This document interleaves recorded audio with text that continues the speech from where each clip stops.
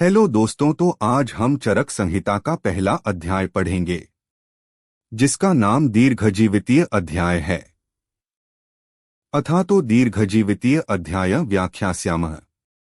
इस सूत्र में अथ अतः दीर्घ जीवितीय अध्याय वि आ और ख्यास्याम ये अष्टपद है। कठोर तपस्या करने वाला दीर्घ जीवन की इच्छा रखता हुआ भरद्वाज ऋषि इंद्र के पास गए। अब हम आयुर्वेद का अवतरण कैसे हुआ वह देखेंगे। जिस प्रकार संपूर्ण आयुर्वेद का उपदेश ब्रह्मा ने किया था, उसे उसी रूप में ठीक सर्वप्रथम दक्ष प्रजापति ने आयुर्वेद का ग्रहण किया था। इसके बाद दक्ष प्रजापति से अश्विनी कुमारों ने आयुर्वेद का अविकल ज्ञान प्राप्त किया था। इसके बाद अश्विनी कुमारों से केवल अर्थात संपूर्ण आयुर्वेद का ज्ञान इंद्र ने प्राप्त किया था। इसलिए ऋषियों के परामर्शानुसार महर्षि भरद्वाज आयुर्वेद अध्ययन के लिए इंद्र के पास गए। इंद्र को शरण्य, अमरेश्वर, शचीपति, शक्र, अमर प्रभु, सहस्त्राक्ष और बलहंतार नाम से भी जाना जाता है। और भरद्वाज को उग्रतपा, बृहस्पति पुत्र, महापति कहा जाता है। उसके बाद भरद्वाज ने भगवान आत्रेय, जिनको तत्वदर्शी, चंद्रभागिना, दोषसूदन कहा जाता है, उनको आयुर्वेद का ज्ञान दिया। और आत्रेय ने उनके 6 शिष्य अग्निवेश, भेल, जतुकर्ण, पाराशर, हारीत और क्षारपाणी को दिया। अब हम प्रथम संभाषा परिषद कहाँ हुई थी वह जानेंगे। जिन लोगों ने तपस्या आदि के द्वारा दीर्घायु को प्राप्त नहीं किया था, उन लोगों को विघ्नकृत रोग उत्पन्न हो गए थे। तब प्राणधारियों पर दया भाव को आगे कर पुण्य कार्य करने वाले महर्षिगण हिमालय पर्वत के एक सुंदर भाग में एकत्रित हुए, जिसमें कुल 53 ऋषि शामिल थे। और उसमें सबसे पहले ऋषि का नाम अंगीरा था। धर्मार्थ काम मोक्षाणाम आरोग्य मूलम उत्तमम रोगास्तस्यापहर्तारः श्रेयसो जीवितस्य च। इसका अर्थ यह है कि आरोग्य चतुर्विध पुरुषार्थ का मूल है। धर्म, अर्थ, काम, मोक्ष ये चतुर्विध पुरुषार्थ है। रोग उस कल्याणकारी आरोग्य और जीवन को हरने वाले हैं। ऋषिमुनियों ने ध्यानचक्षु यानी अपनी दिव्य दृष्टि से देखा कि इंद्र ही हमें इन रोगों के शमन का उपाय बताएंगे। अब हम त्रिसूत्र के बारे में जानेंगे। हेतु लिंग औषध स्वस्थातुरपरायणम त्रिसूत्र शाश्वतम पुण्यम बुबुधे यम पितामह। वाग्भट्ट ने हेतु, लिंग और औषध को स्कंध त्रय माना है। आचार्य चरक अनुसार स्कंध त्रय हेतु, दोष और द्रव्य है। त्रिसूत्र का वर्णन स्वस्थ एवं आतुर दोनों के लिए किया गया है। शाश्वत, पुण्य, अनंत, पार, त्रिस्कंध ये आयुर्वेद के विशेषण है। सोअनंत पारम त्रिस्कंध आयुर्वेदम महामति। उपरोक्त सूत्र में अनंत पारम में आचार्य चक्रपाणि ने गोबली वर्दन्याय से पार शब्द से आदि अर्थ ग्रहण किया है। अब हम 6 पदार्थ के बारे में जानेंगे। सामान्य च विशेषण च गुणान द्रव्याणि कर्म च समवाय च तज्ज्ञात्वा तंत्रोक्तम विधिमा स्थिता। वैशेषिक दर्शन में कुल 6 पदार्थ का वर्णन किया गया है, जिसमें मुख्य पदार्थ द्रव्य, गुण और कर्म है, और उपपदार्थ सामान्य, विशेष और समवाय है। बुद्धि, सिद्धि, स्मृति, मेधा, धृति, कीर्ति, क्षमा, दया ये 8 ज्ञान के देवता है। अब हम अलग अलग आचार्य ने पदार्थ कितने माने हैं वह देखेंगे। आयुर्वेद में कुल 6, नव्यन्याय में 7, प्रभाकर ने और माधव ने 8, गौतम सूत्र ने 16, पतंजलि ने 25 और सुश्रुत ने असंख्य पदार्थ माने हैं। अब हम त्रिदंड के बारे में पढ़ेंगे। सत्व आत्मा शरीरम च त्रयमेतत् त्रिदंडवत् लोकस्तिष्ठति संयोगात् तत्र सर्व प्रतिष्ठन। सत्व, आत्मा और शरीर ये त्रिदंड है। इनके संयोग से यह लोक अर्थात जीवात्मा युक्त शरीर रहता है और इसी शरीर में सब कुछ प्रतिष्ठित है। अब हम आयुर्वेद की परिभाषा पढ़ेंगे। हिताहितं सुखं दुःखं आयुस्तस्य हिताहितम् मान च तच्च यत्रोक्तं आयुर्वेदः स उच्यते। इसका अर्थ यह है कि जिस ग्रंथ में हितायु, अहितायु, सुखायु और दुखायु इन 4 प्रकार को आयु के लिए हित, पथ्य, अहित, अपथ्य, इस आयु का मान, प्रमाण और अप्रमाण और आयु का स्वरूप बताया गया हो, उसे आयुर्वेद शास्त्र कहा जाता है। शरीर, इंद्रिय, मन और आत्मा के संयोग को आयु कहते हैं। धारी, जीवित, नित्यग, अनुबंध और चेतना शक्ति का होना ये सारे आयु के पर्याय हैं। अब हम सामान्य और विशेष के बारे में पढ़ेंगे। सर्वदा सर्वभावानां सामान्यं वृद्धि कारणं हासहेतु विशेषश्च प्रवृत्ति उभयस्यतु सामान्यम एकत्वकर्म विशेषस्तु पृथक्त्वकृत तुल्यार्थता ही सामान्यम विशेषस्तु विपर्ययः। इसका अर्थ यह है कि सदा सभी भावों की वृद्धि करने वाला सामान्य होता है और हास यानी कम करने वाला का कारण विशेष होता है। इस आयुर्वेद शास्त्र में सामान्य और विशेष दोनों की प्रवृत्ति की जाती है, अर्थात इन दोनों की प्रवृत्ति से दोष, धातु एवं मलों की वृद्धि और हास किया जाता है। एकत्व बुद्धि को उत्पन्न करने वाला सामान्य होता है और जो विभिन्न बुद्धि को उत्पन्न करता है वह विशेष अर्थात जो अलग करने वाली बुद्धि है उसे विशेष कहा जाता है। सामान्य तुल्य अर्थ को बतलाता है, विशेष इनसे विपरीत अर्थ का बोध कराता है। अब हम सामान्य के भेद के बारे में पढ़ेंगे। सामान्य के 3 भेद है, एक द्रव्य सामान्य, दूसरा गुण सामान्य और तीसरा कर्म सामान्य। एक द्रव्य सामान्य, इसका एग्जाम्पल, मांस खाने से मांस बढ़ता है क्योंकि बकरे के मांस में जो मांसत्व है वह मनुष्य के मांस में भी पाया जाता है, इसलिए मांस के खाने से मांस की वृद्धि होती है। उसमें भी मांस खाने वाले जो जंतु होते हैं उसके मांस खाने से विशेष रूप से मांस की वृद्धि होती है। इसीलिए कहा गया है सर्वदा सर्वभावानां सामान्यम वृद्धि कारणम। 2 गुण सामान्य, इसका एग्जाम्पल, दूध एवं घी खाने से शुक्र की वृद्धि होती है। दूध और घी गुण में मधुर, स्निग्ध और शीत होते हैं, इसी प्रकार अन्य जो भी द्रव्य मधुर, स्निग्ध, शीत होते हैं वे सभी द्रव्य शुक्रवर्धक होते हैं, क्योंकि शुक्र गुण में मधुर, स्निग्ध और शीत होता है। इसी तरह स्निग्ध, गुरु, मधुर, सांद्र, पिच्छिल गुणयुक्त जो भी द्रव्य होते हैं वे कफ को बढ़ाने वाले होते हैं, जैसे कि दही, गुड़, घृत आदि। इसका लक्षण सामान्यम एकत्व कर्म है। इसको आप गुस्सा से याद रख सकते हो। 3 कर्म सामान्य, इसका एग्जाम्पल, वायु का कर्म चंचल होता है अतः दौड़ने से वायु बढ़ता है। कफ का कार्य स्थिरता उत्पन्न करना है अतः सोने या बैठने से कफ की वृद्धि हो जाती है। इसका लक्षण तुल्यार्थता ही सामान्यम है। इसको आप तुक से याद रख सकते हो। अब हम विशेष के भेद पढ़ेंगे। एक द्रव्य विशेष, इसका एग्जाम्पल, अस्थि मांस से विशेष भिन्न होता है। मांस की वृद्धि होने पर अस्थि का प्रयोग किया जाए तो वह हानिकारक होता है, या वायु प्रधान जोन्हरी का सेवन करने से पार्थिव गुण विशिष्ट मांस का नाश करने वाला होता है। अतः स्थूल शरीर वाले मनुष्यों के मांस को कम करने के लिए जोहरी, बाजरा आदि द्रव्यों का प्रयोग किया जाता है। इसका लक्षण हास हेतु विशेषश्च है।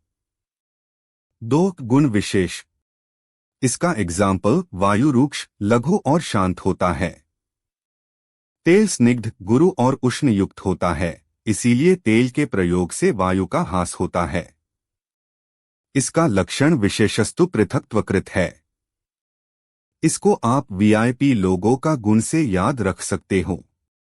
3 कर्म विशेष, इसका एग्जाम्पल, वायु चल होता है। बैठना, सोना आदि कर्म स्थिरता उत्पन्न करने वाला विशेष होता है, अतः बैठना, सोना आदि कर्म वायुनाशक होता है।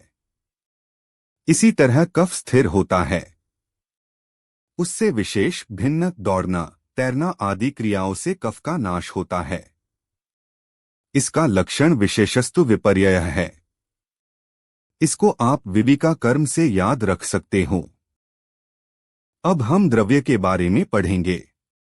द्रव्य का क्लासिफिकेशन दो पार्ट में किया गया है, एक कारण द्रव्य और दूसरा कार्य द्रव्य। कारण द्रव्य की संख्या 9 है। इसमें ख आदि पंचमहाभूत और आत्मा, मन, काल और दिशा आता है। कार्य द्रव्य दो प्रकार के होते हैं, एक सेंद्रिय चेतन द्रव्य और दूसरा निरिंद्रिय चेतन द्रव्य। सेंद्रिय चेतन के दो भेद है, एक अंतः चेतन और दूसरा बहिर चेतन। अंतः चेतन उसे कहते हैं जिसमें ज्ञान शक्ति और सुख दुख का अनुभव होता हो पर अपने पर आई हुई विपत्ति या आक्रमण का निराकरण करने में समर्थ नहीं होता हो। अंतः चेतन के पुनः वनस्पति, वानस्पत्य, औषध और विरुद्ध ये चार भेद है। और बहिर चेतन उसे कहते हैं जिन्हें अंतः ज्ञान होता है और उनके ऊपर कोई आपत्ति या आक्रमण हो तो उसे निराकरण करने में भी समर्थ होते हैं। बहिर चेतन के पुनः जरायुज, अंडज, स्वेदज और उद्भिद ये चार भेद है। निरिंद्रिय के प्राकृतिक और कृत्रिम ऐसे दो भेद है। अब हम अलग अलग आचार्य ने द्रव्य की क्या परिभाषा की है वह देखेंगे।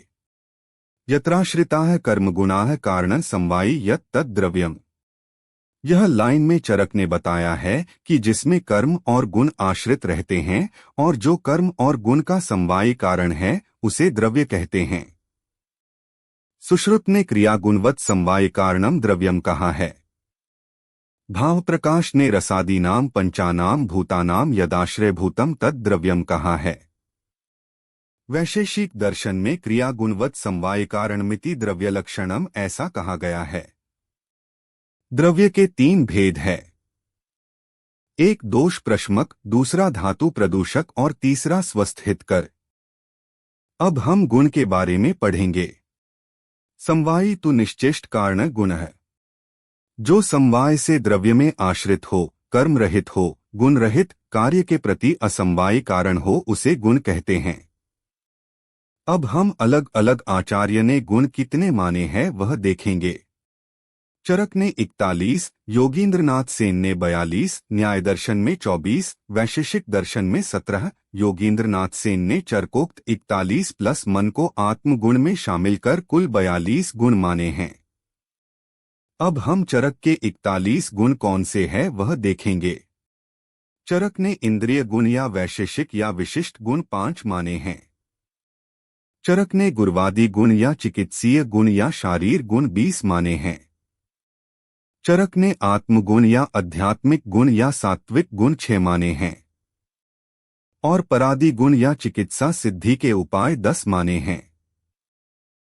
अब हम कर्म के बारे में पढ़ेंगे। संयोगे च विभागे च कारणम द्रव्यम आश्रितम। कर्तव्यस्य क्रिया कर्म कर्म नान्यदपेक्षते।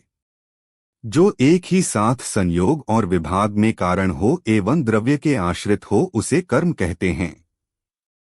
कर्तव्य की क्रिया को कर्म कहते हैं। यह कर्म संयोग एवं विभाग में किसी अन्य कारण की अपेक्षा नहीं करता, अर्थात कर्म केवल क्रिया की अपेक्षा करता है। प्रयत्नादि कर्म चेष्टित मुच्यते। प्रयत्न द्वारा की गई चेष्टा कर्म कहलाती है। वैशेषिक दर्शन में 5 प्रकार के कर्म उत्क्षेपण, अवक्षेपण, आकुंचन, प्रसारण तथा गमन का वर्णन किया गया है। चरक ने 3 एवं 5 कर्म माने हैं। दृष्ट हि त्रिविधं कर्महीन मध्यम मुत्तमम। कर्म पंचर्विध मुक्त वमनादि।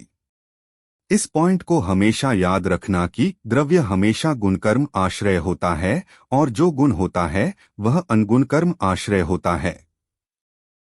अब हम समवाय के बारे में पढ़ेंगे। समवायो अपृथक भावो भूम्यादिना गुणैर्मतः। सन्नित्यो यत्र हि द्रव्य न तत्रान्यतो गुणः।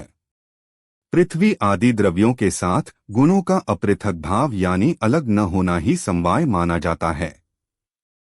यह नित्य है क्योंकि जहाँ द्रव्य रहता है वहाँ समवाय संबंध नित्य रहता है। कभी भी द्रव्यों में गुण अनिश्चित नहीं रहता अर्थात निश्चित ही रहता है। अब हम आयुर्वेद तंत्र का प्रयोजन पढ़ेंगे। कार्य धातुसाम्यम इहोचते। धातुसाम्य क्रिया चोक्ता तंत्रस्य आस्य प्रयोजन।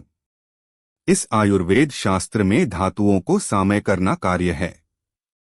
इस शास्त्र का प्रयोजन भी धातुओं को सामय करना ही है। अब हम रोगों के त्रिविध हेतु पढ़ेंगे। कालबुद्धीन्द्रियार्थाना योगो मिथ्या न च अति च। द्वय आश्रयणाम व्याधिना त्रिविधो हेतु संग्रह।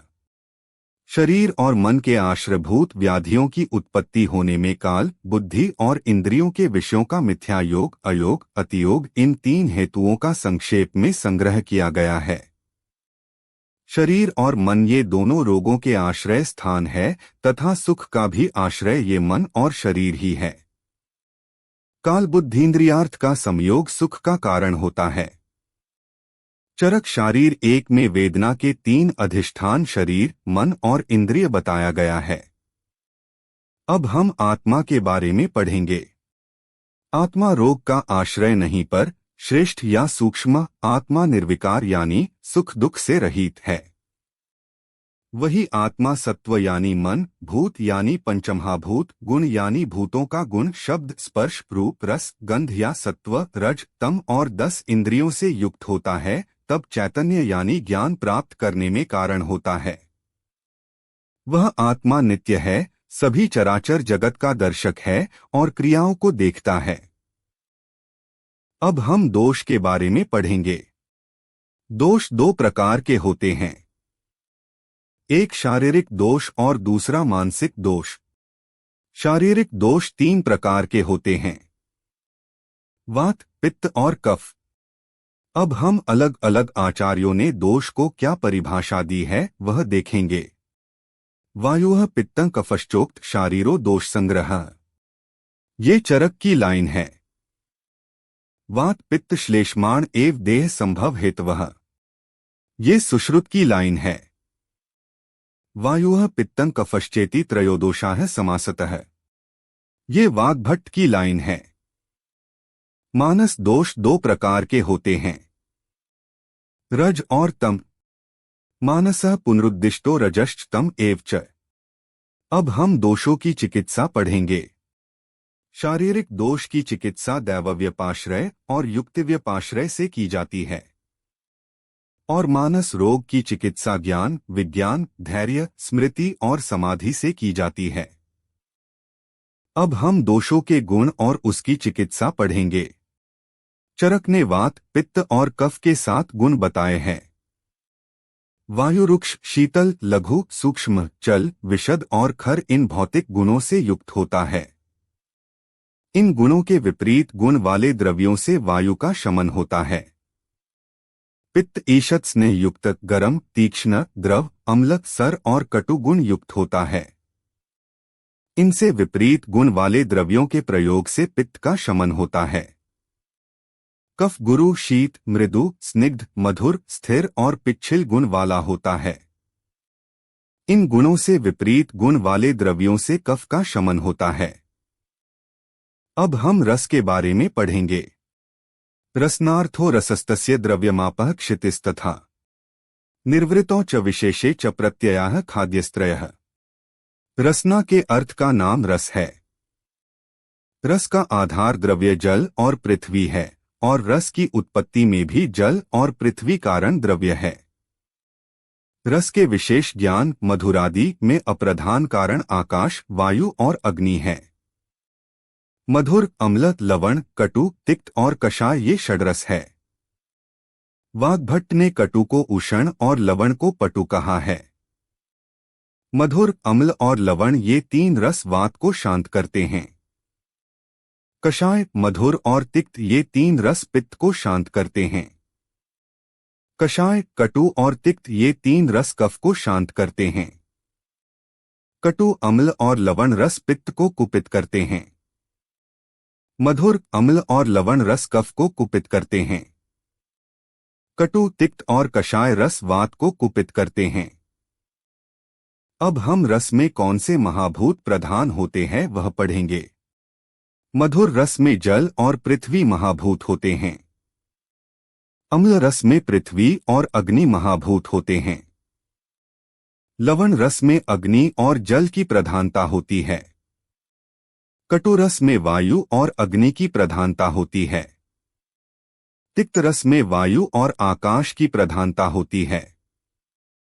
कषाय रस में वायु और पृथ्वी की प्रधानता होती है। इसको आप जब पाजा वायु वायु वायु और आप से याद रख सकते हो। अब हम द्रव्य के भेद के बारे में पढ़ेंगे। कुछ द्रव्य दोषों को शांत करने वाले, कुछ द्रव्य धातुओं को दूषित करने वाले और कुछ द्रव्य स्वस्थवृत्त में हितकारी होते हैं। इस प्रकार प्रभाव से द्रव्यों के 3 भेद होते हैं। योनि या उत्पत्ति भेद से द्रव्य के 3 प्रकार है। 1 जांगम, 2 उद्भिद और 3 पार्थिव। जांगम द्रव्य की संख्या 19 है। पार्थिव द्रव्य की संख्या 6 है। औद्भिद द्रव्य 4 प्रकार के होते हैं। 1 वनस्पति, 2 विरुद्ध, 3 वानस्पत्य और 4 औषधि। जिनमें केवल फल आते हो उसे वनस्पति कहते हैं। जिनमें फल और फूल दोनों आते हो उसे वानस्पत्य कहते हैं। जिनका फल पक जाने पर अंत हो जाए उन्हें औषधि कहते हैं और जो लता के रूप में फैले हों उन्हें विरुद्ध कहा जाता है। औद्भिद द्रव्यों के ग्राह्य अंग 18 है। अब हम मूलिनी और फलिनी द्रव्यों के बारे में पढ़ेंगे। मूलिनी द्रव्यों की संख्या 16 होती है और फलिनी द्रव्यों की संख्या 19 होती है। अब हम मूलिनी द्रव्यों का वर्गीकरण देखेंगे।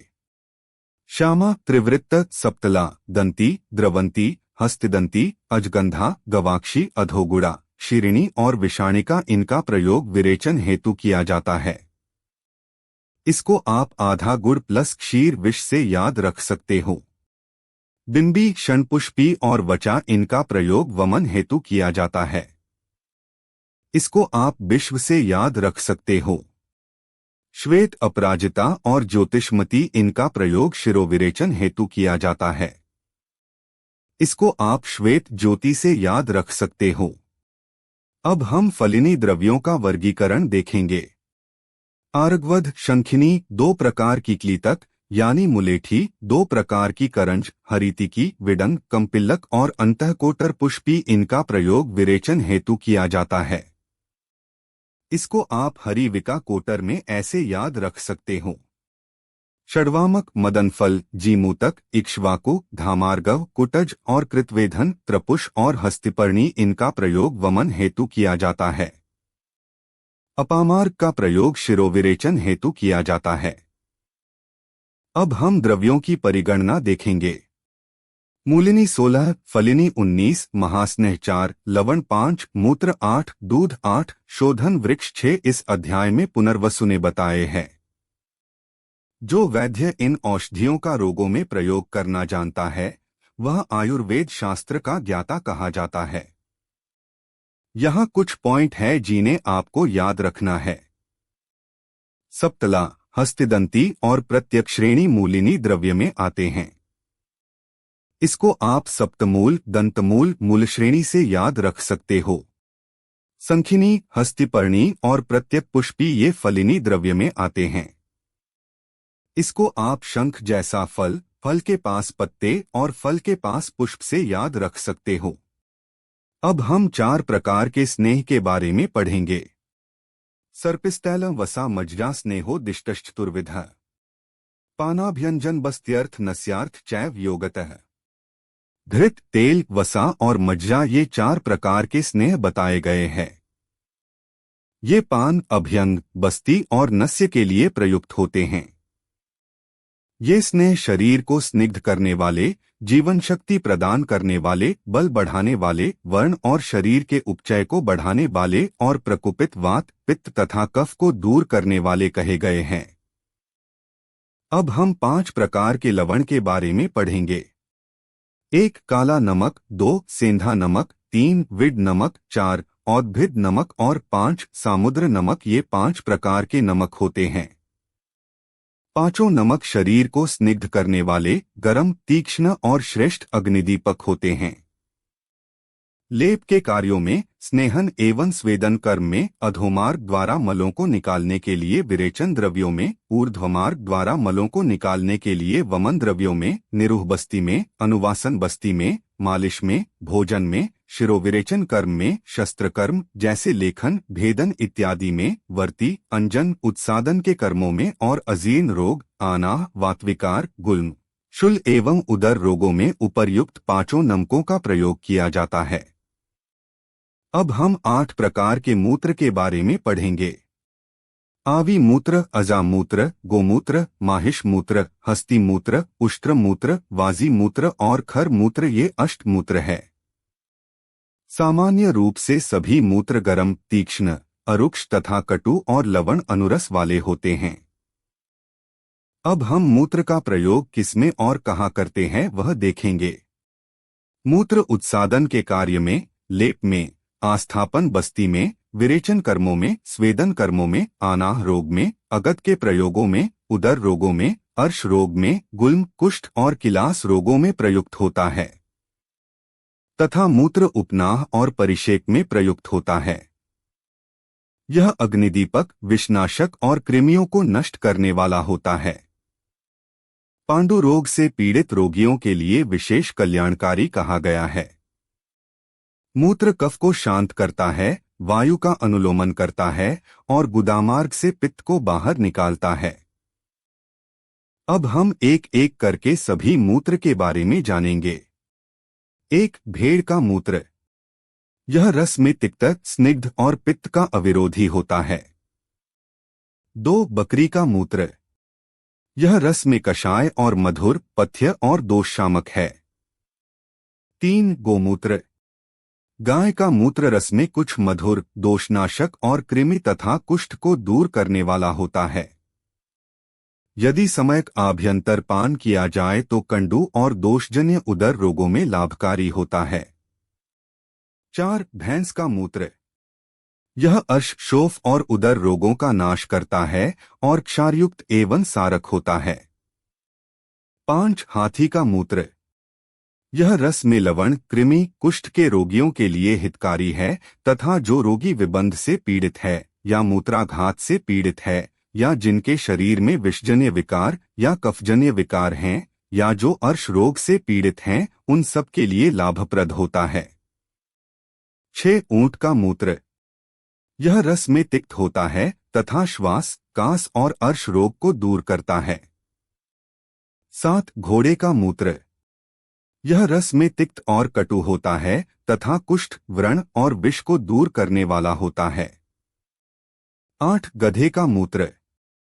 यह अपस्मार, उन्माद और ग्रह रोगों को दूर करने वाला होता है। अब हम 8 प्रकार के दुग्ध के बारे में पढ़ेंगे। 1. भेड़ी का दूध। 2. बकरी का दूध। 3. गाय का दूध। 4. भैंस का दूध। 5. ऊँटनी का दूध। 6. हथिनी का दूध। 7. घोड़ी का दूध। 8. स्त्री का दूध। यह 8 प्रकार का दुग्ध कहा गया है। अब हम दुग्ध के गुण के बारे में पढ़ेंगे। प्रायशो मधुरं स्निग्धं शीतं स्तन्यं पयोमतम् प्रीण बृंहण वृष्य मेध्य बल्यं मनस्करम् जीवनीय श्रमहरण श्वासकास्निबर्हणम् हंति शोणित पित्तं च संधान विहत्स्य च। प्रायः सभी दूध रस में मधुर, गुण में स्निग्ध, वीर्य में शीतल और दूध को बढ़ाने वाले होते हैं। यह आह्लाद उत्पन्न करने वाला, बृंहण शरीर की वृद्धि करने वाला, वृष्य मेध्य बलवर्धक, मन को अपना कार्य करने की शक्ति देने वाला, जीवनीय शक्ति को बढ़ाने वाला, श्रमनाशक, श्वास और कास नाशक और रक्तपित्त रोग को दूर करता है। विहत भग्न का संधान करने वाला होता है। दुग्ध सभी जीवधारियों के लिए सात्मय है। यह दोषों का शमन और शोधन करने वाला है। प्यास को दूर करने वाला तथा अग्निदीपक है। क्षीण तथा क्षय वाले रोगियों के लिए उत्तम है। पांडु रोग, अम्लपित्त, शोष, गुल्म, उदर रोग, अतिसार, ज्वर, जीर्णश्वर, दाह, विशेषकर शोथ रोग, योनि रोग, शुक्र दोष, मूत्र रोग, प्रदर रोग, विबंध तथा वातपित्त के रोगियों के लिए दुग्ध पथ्य है। दुग्ध का प्रयोग नस्य, आलेप, अवगाह, वमन, आस्थापन, बस्ती, विरेचन तथा स्नेहन के लिए सर्वत्र होता है। अब हम शोधन वृक्ष के बारे में पढ़ेंगे। शोधन वृक्ष की संख्या 6 है। अर्क, स्नुही और अश्मंतक इन तीन का क्षीर यूज होता है, इसलिए इसे क्षीरत्रय कहा जाता है। अश्मंतक का प्रयोग वमन के लिए, स्नुही क्षीर का प्रयोग विरेचन के लिए और अर्क के दूध का प्रयोग वमन और विरेचन दोनों के लिए होता है। पुतीक, कृष्णगंधा और तिलवक इन तीन का छाल यूज होता है, इसलिए इसे त्रिवल्कल कहा जाता है। विरेचन कर्मों के लिए पूतीक और तिलवक का प्रयोग करना चाहिए। विसर्प, शोष, अर्श, दद्रु, विद्रधि, गलगंड, कुष्ठ और अलजी रोगों में शोधन के लिए कृष्णगंधा का प्रयोग करना चाहिए। रस तरंगिणी ने क्षीरत्रय में अर्क, स्नुही और वट को माना है। अब हम कुछ इंपॉर्टेंट रेफरेंसेस के बारे में पढ़ेंगे। योगवित्वप्यरूपज्ञस्तासा तत्वविदुच्यते। जो वैद्य औषध के नाम एवं रूपों के साथ साथ उन औषधों की समयक योजना करने में समक्ष हो उसे तत्वविद कहा जाता है।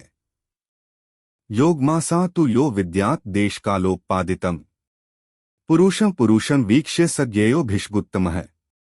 जो वैद्य रोगी की विधिवत परीक्षा करके देश काल आदि के विचार कर तदनुसार औषधों के योग को जानता है उसे उत्तम भिषक कहते हैं। यथा विषम यथा शस्त्रम यथा अग्निर्शनिर्यथा तथा औषधम विज्ञातं विज्ञात अमृतं यथा। अज्ञात औषध विष, शस्त्र, अग्नि या इंद्र के वज्र के समान घातक होती है, जबकि विज्ञात औषध अमृत के समान प्राणरक्षक होती है। योगाद अपि विषम तीक्ष्णम उत्तम भेषजम भवेत्। भेषजम चापि दुर्युक्त तीक्ष्णम संपद्यते विषम। अत्यंत तीक्ष्ण विष भी समयक प्रयोग करने से उत्तम भेषज बन जाता है। अब हम मूर्ख वैद्य द्वारा रोगी से धन लेने की निंदा पढ़ेंगे। जहरीले सांप का विष पीकर अपने प्राण गंवाना या उबाले हुए ताम्र का जल पी लेना या अग्नि में तपाए हुए लोहे की गोले खा जाना ये सब अच्छा है। न तु श्रुत्वतो वेशम बिभ्रता शरणागतात गृहीत मन्न पान व वित्त व रोग पीड़ितात। किंतु छदंबर वैद्य का वेश बनाकर रोग से पीड़ित शरण में आए हुए रोगी से अन्न, पान अथवा धन लेना कदापि ठीक नहीं है। तदेव युक्तं भैषज्ञ यदारोग्याय कल्पते सचैव भिषजा श्रेष्ठो रोगेभ्यो यह प्रमोचेत। वही औषधि श्रेष्ठ है जो रोग को दूर कर आरोग्य प्रदान कर सके और कोई दूसरी बीमारी न पैदा करे। वही वैद्य श्रेष्ठ है जो रोगी को रोग से पूरी तरह मुक्त कर स्वास्थ्य लाभ दे सके। इस तरह ये अध्याय पूरा हुआ। अगर वीडियो अच्छा लगा हो तो लाइक कीजिए और चैनल को सब्सक्राइब कीजिए।